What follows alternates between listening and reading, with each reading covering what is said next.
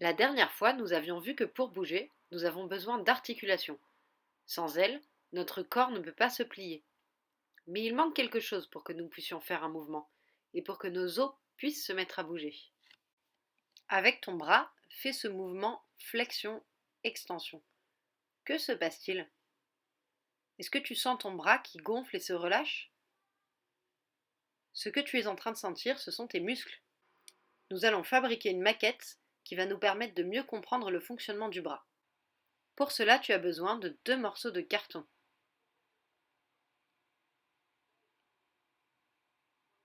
de 2 feutres de différentes couleurs, d'une attache parisienne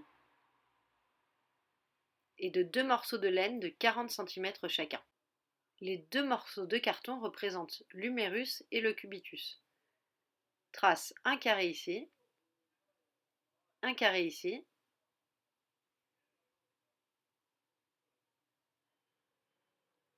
et un carré ici. Repère bien les positions et fais toujours un petit point au centre du carré. Maintenant, prends ton autre feutre et dessine un triangle ici,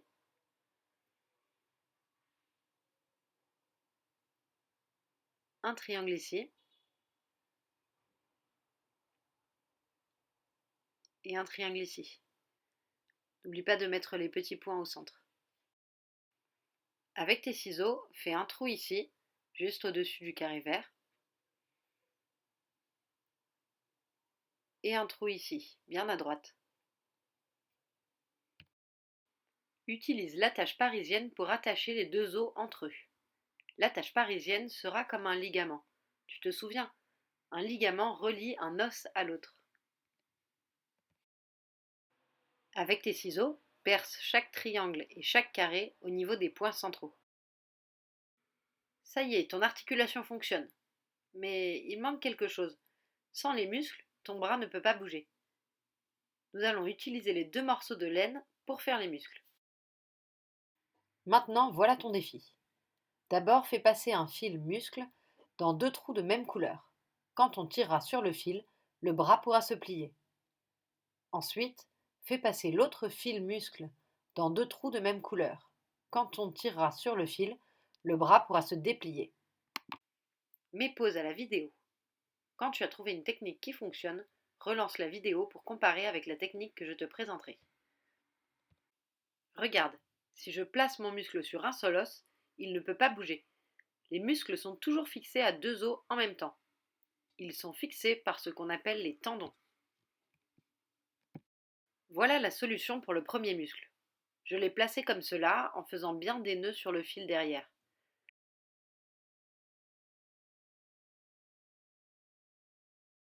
Quand je tire sur le muscle ficelle, le bras se soulève. Tu vois, il me reste beaucoup de fils. Ça veut dire que mon muscle est plus gros. C'est pour cela que tu vois une boule au niveau de ton bras quand tu le plies. Le second muscle, je l'ai placé comme cela.